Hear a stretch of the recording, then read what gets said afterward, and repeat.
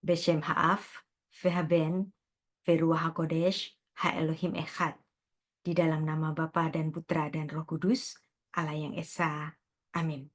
Shalom semuanya, kita masih mempelajari buku Besorat Hatselaf, Injil Salib. Dalam bahasan yang ketiga, kita mempelajari Gema Injil Salib. Kejadian pasal 3, harapan kepada Sang Mesias. Hatikva Lamasya. Kita membaca ayat utama dalam buku ini, Kejadian 3 ayat 15. Ve'eva ashit bencha uven haisha uven sar'acha uven sar'ah hu yeshufecha rosh ve'ata teshufenu akef. Aku akan mengadakan permusuhan antara engkau dan perempuan ini, antara keturunanmu dan keturunannya. Keturunannya akan meremukkan kepalamu dan engkau akan meremukkan tumitnya. Perhatikan kata tumit ini berasal dari kata Ibrani akef, yang merupakan kata dasar dari nama Yaakov, Yakub, leluhur dari Israel.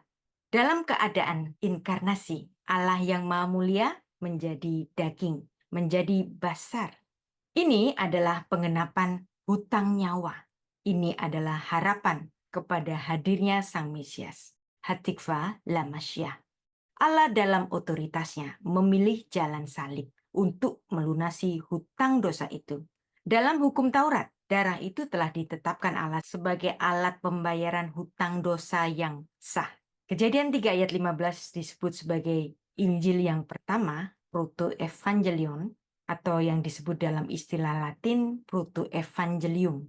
Sebab di dalam ayat itu terkandung janji yang pertama mengenai penebusan.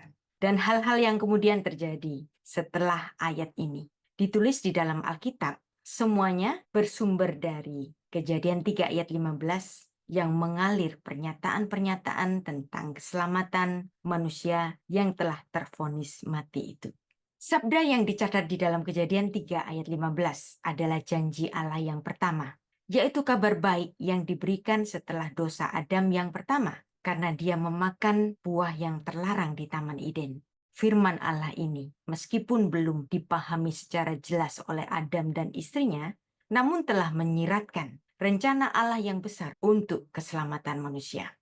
Kebenaran ini ternyata juga dipahami sebelumnya oleh kalangan Yahudi Rabbinik dan dapat kita jumpai dalam The Targum of Jonathan, Targum Hatorah Hamiyuchas Leonatan dalam bahasa Aram. Kalangan Yahudi Rabbinik memahami Kejadian 3 ayat 15 sebagai janji pemulihan melalui kehadiran Sang Mesias.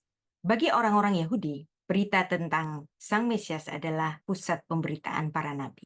Ini ditulis dalam Talmud Babilonia, Sanhedrin 99a, menuliskan Kol Hanefi'im Kulan, Lo Nitnafeu Ella Limut Hamasyah. Semua nabi-nabi tidak bernubuat kecuali untuk hari-hari Sang Mesias. Mungkin ada di antara kita belum dapat melihat bahwa Kejadian 3 ayat 15 ini sebagai kabar baik yang pertama. Kiranya dengan penjelasan ini cukup dapat memberikan pengertian bahwa Tuhan Yesus Kristus, Dia yang disebut sebagai keturunan perempuan itu, yang pada suatu hari nanti Dia lahir dari seorang perempuan tanpa proses benih seorang laki-laki, dan kehadirannya ke bumi untuk menghancurkan kepala ular. Dalam proses tumitnya yang akan remuk, yang akan hancur itu, merujuk kepada peristiwa kematian Sang Mesias, yaitu keturunan dari si tumit, Yaakov, di kayu salib. Yakub, si tumit itu, namanya dalam bahasa Ibrani adalah Yaakov. Arti harfiahnya, dia yang menumit. Sebab dia lahir sambil memegang tumit Akef Esau, kakak kembarnya. Ditulis dalam Kejadian 25 ayat 26. Jadi nama yang diberikan kepada Yakub, Yaakov, berarti ia memegang tumit. Pada Kejadian 3 ayat 15, Allah secara khusus menyebutkan kata tumit, Akef. Ini ada hubungannya dengan nama Yakub dalam menubuatkan keturunan perempuan yang kelak akan menjadi sang penebus dosa. Dosa itu terjadi sejak kejatuhan Adam. Bahwa Sang Mesias, sang penebus dosa itu, lahir dari garis keturunan Abraham, dari garis Yakub, Yaakov. yang namanya berasal dari kata akef, ayin, kof, bet. Dalam bahasa Ibrani, hampir semua kata-kata didasarkan dari sores atau akar kata, yang umumnya memiliki 3 konsonan kata. Dan ini bukan suatu kebetulan bahwa Sang Mesias itu lahir dari garis Yakub, yang juga disebut Israel. Sebagaimana ditulis dalam Yohanes 4 ayat 22, bahwa keselamatan datang dari bangsa Yahudi, bangsa yang lahir dari keturunan Situmit Akef. Semuanya ini masuk ke dalam rencana besar Allah bagi keselamatan umat manusia sejak mula manusia pertama Adam dan istrinya jatuh ke dalam dosa. Singkatnya, Kejadian 3 ayat 15 ini menubuatkan bahwa akan ada seorang penebus yang memenangkan pertarungan atas karya iblis yang telah menggeret manusia untuk bersama-sama berdosa seperti dirinya. Namun, di dalam kemenangan Sang Mesias dari iblis, di waktu yang sama, Sang Penebus ini terluka. Hal ini merujuk kepada luka, bilur-bilur, dan darah yang mengalir di atas kayu salib sampai pada kematiannya. Kematian Sang Penebus ini bukanlah kematian kekalahan, melainkan kematian yang membayar kematian yang seharusnya dialami manusia pada kejatuhannya di Taman Eden itu. Ketika Adam dan istrinya jatuh ke dalam dosa, mereka menjadi malu akan ketelanjangan mereka. Dan mereka menutupi aurat mereka dengan dedaunan ara. Adam dan istrinya dikala itu masih di dalam kenaifan budaya alam flora dan fauna. Keduanya tentu belum bisa memahami apa itu kematian korban. Harus dipahami bahwa korban berasal dari kata Ibrani karaf. Dan kata Ibrani karaf ini artinya datang mendekat. Ini merujuk kepada dosa Adam yang pertama itu telah mengakibatkan suatu pemisahan antara Tuhan dan manusia yang dahulunya dapat bersekutu dengan erat. Dengan adanya dosa itu, mereka terpisahkan. Maka untuk mendekatkan kembali antara manusia dengan Allah, harus ada harga mendekat, karaf. Dan karaf ini nominanya adalah korban untuk harga mendekat. Adanya sistem harga mendekat ini, Allah harus mengkomunikasikannya secara bertahap dalam konsepsi dengan ilustrasi, dengan perlambangan darah yang dirupakan dengan tipologi pertama. Manusia yang diberi pakaian dari kulit binatang yang dibunuh untuk menutupi kemaluan manusia.